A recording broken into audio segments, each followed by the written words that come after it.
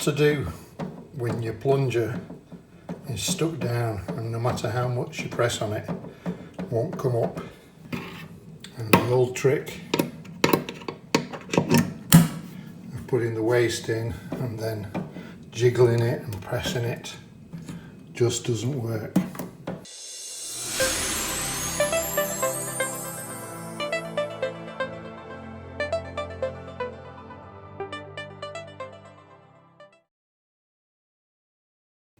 Looking under the sink, the first thing to try was waggling the actuator lever back and forth, but it would hardly move, suggesting the problem was either with the cable push-pull or the pop-up plunger itself. To see if it was the cable, I first undid the grooved red nut at the base of the pop-up plunger assembly so that we could see if the end of the cable was moving.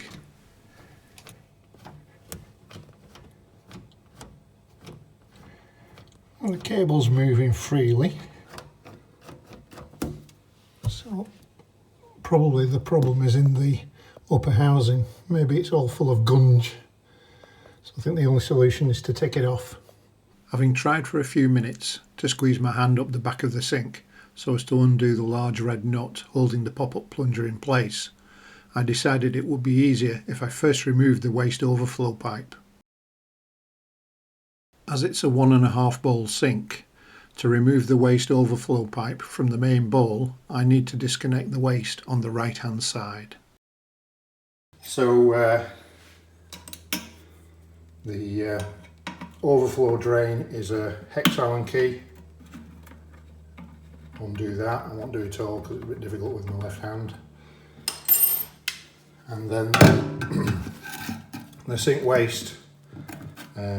There's a special part for this, but if you get a decent sized screwdriver, you can just get a little bit of a twist on it. It's ideal if you could get a full a screwdriver that would go across both slots, but with a decent sized one, you can get enough of a twist on it without chewing up any of the edges to the point where it starts to be loose, and you can then start to do it by hand. See, it's there, and it starts to get loose. Oh, I tightened it. Wasn't very clever. Get it down a bit. There we go. We can just lift it out. Drop it down with the overflow. There we go. Hopefully there isn't much water in it anyway. Sorry, I'm not showing it. There we go. Put it into the bucket. Now that we've got the sink waste out of the way, you can see that there. Hopefully we can get a little bit more access to the red nut on the underside of the sink top, and we'll get the assembly out. Well, after a bit of a struggle, we managed to get it out. So it comprises the nut on the bottom and then a black cylinder body with a thin white washer inside. So hopefully this will now lift out. Now whether we can do anything with this, who knows. I guess in the worst case we could always replace it. But we'll see what we can do. So this is definitely where the problem is. Press the plunger in, it locks down, fair enough. And of course now it comes out. In, out, in. Now it doesn't do it that time. Of course it's bloody working now.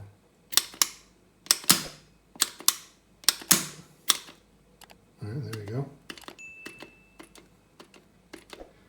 Now if I just tap that on there a little bit, and of course it comes back out. And there seems to be a spring, it feels like there's a spring in there. So maybe there's gunge got down around the circumference of the button and it's all gunged up inside. So whether we'll be able to take it apart without breaking it, who knows. but we'll see. As you can see, I did manage to take the pop-up plunger apart, but after a good cut of looking at, I concluded that it wasn't easily repairable. I've included a short clip at the very end of the video showing what I think was causing it to stick, for anyone who's interested. Anyhow, by this time the missus had come back and was demanding her sink be put back together again.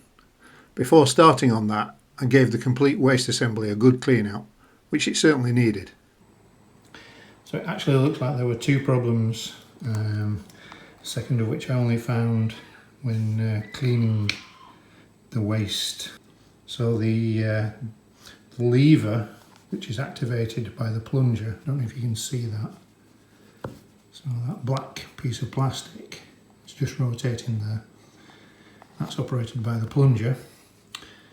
Well, the lever that bears on the spigot of the waste inlet is broken off. Now, whether that is the true reason why it wasn't operating, whether it's a combination of things, I don't know. Certainly the pop-up button still isn't working properly in my opinion, so I suspect maybe this was broken by us pressing the pop-up button too hard, maybe, I don't know. Anyway, for now I'm going to refit this. We'll just have to use it manually.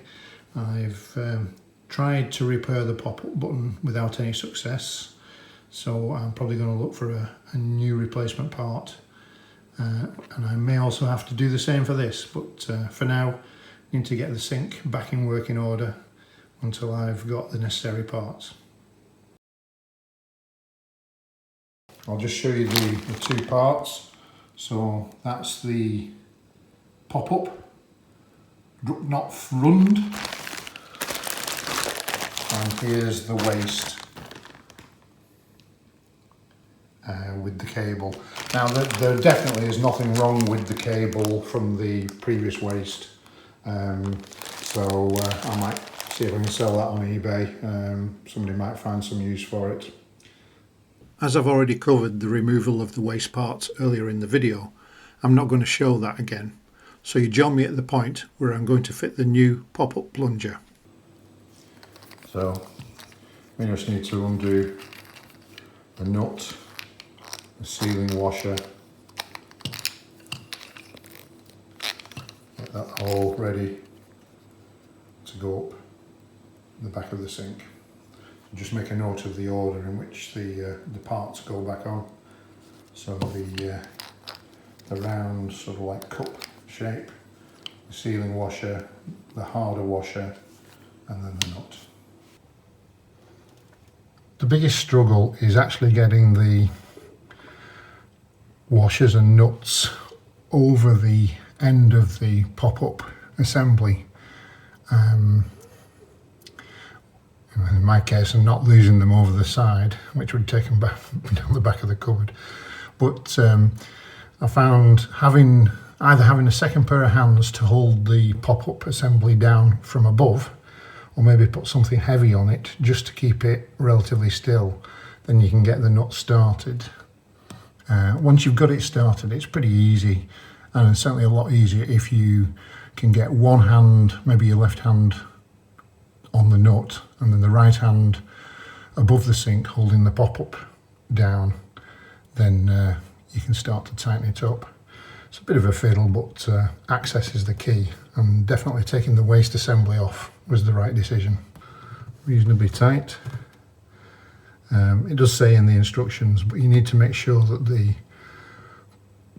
pop-up button is in the down position so that the white piece at the bottom is exposed, because that's where we're going to link the cable pull. Right, so we've got all the waste parts. We need to take this overflow piece out of this spigot. I need both hands to do that, so there we go. The Franke sink comes with a handy parts tray. Right, give it a bit of a clean and we'll start to reassemble. Okay, we've got a nice new assembly and a working lever. Hopefully you can see that there. So we need to take the top section out of it so we can fit it. And of course it comes with a nice tool, which makes undoing that central nut very easy, although it's not actually tight at the moment. So we'll get that apart, get the overflow waste pushed in at the back, and then hopefully we can get it fitted fairly quickly. The best way is to get the overflow pipe lined up and then refit the metal insert and the hex screw. And that then gives you a little bit of support so you can manipulate the waste into the right position. So what you want to make sure is it's central, so not off like that, for example. So nice and central, lined up, front to back, side to side, like that. Now we can get the new top piece fitted. So using the right tool, provided with the new waste insert, makes it a lot easier to tighten up. So just remember not to lose that. Be useful in the future. So I'll got it roughly in the right position, get it fully tightened up, then I can tighten up the waste and then I can reconnect underneath. One thing worth paying a little bit of attention to is when you're reassembling or tightening it up, make sure you get these legs, if you like, positioned above the plastic legs of the assembly below, because that stops bits of food getting trapped between the two. If you have this slightly offset, you end up with a very small gap where little bits of food can get trapped, and they're a right pain to get rid of. But if you get them aligned like that, you've got free passage. Okay, it means the food's going down into the waste, or the bits of food, but it's certainly better. So just a little tip. Okay, so all we need to do now is reconnect the waste pipe and then connect up the cable pull to the pop-up at the back.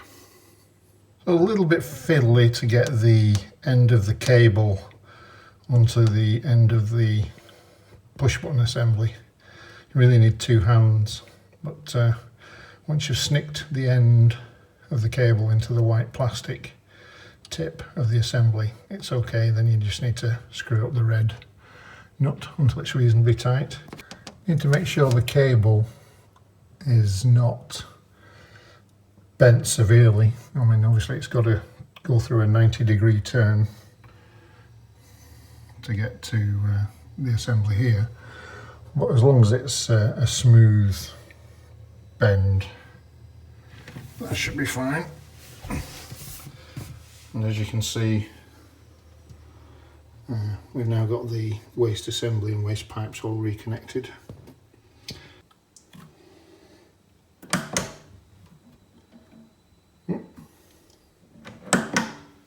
Holds down, nice click.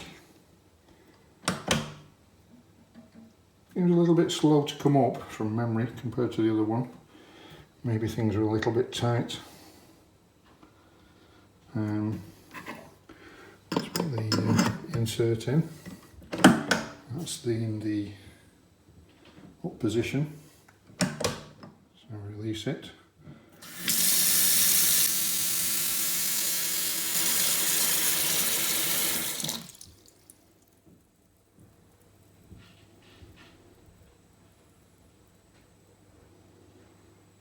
And there we have it.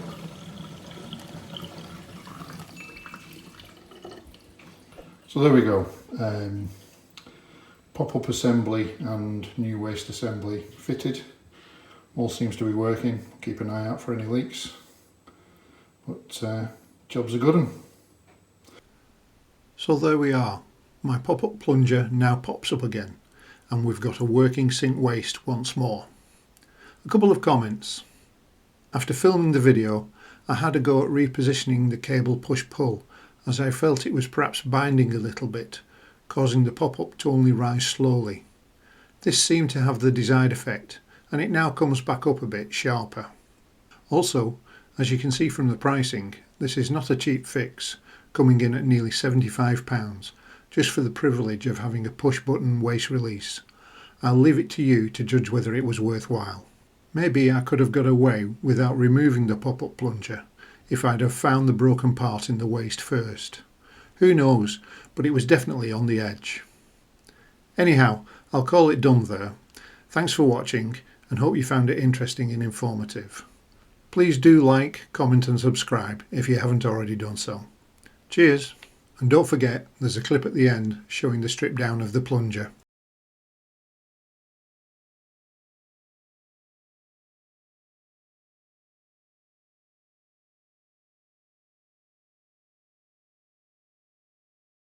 Well, we managed to get it out without seemingly breaking anything. It was really just a case of being able to press both of these tabs in at the same time. So I found a small screwdriver was sufficient to get in through the slot there, where the tabs come up, and just press it in and then twist it slightly so you held one tab out of the way. Rotate the whole assembly and do the same on the other side. And just watch out because the plunger and the spring fire out. So don't have it facing you in case it went in your eye. It just goes across the workbench. Okay, so let's move those out of the way. Let's see what anything else comes out. Okay, something else. Now, can we see in the? Not really. Despite some efforts, I couldn't really track down what the problem was with the plunger. The only suspicion I've got is that there seems to be a little bit of wear on the tooth of these two parts. That one seems worse, but it's only marginal, so to be quite honest, I'm not sure whether there was actually a problem with the pop-up or whether the problem was just solely to do with the lever inside the waste. Anyway, I'd already ordered a new pop-up assembly before I found that the plastic lever piece inside the waste assembly had also snapped. So whether it was a combination of two faults, whether it was just that one and I didn't need a new pop-up, I don't know. But it's too late. I've got new parts, so we need to get them refitted.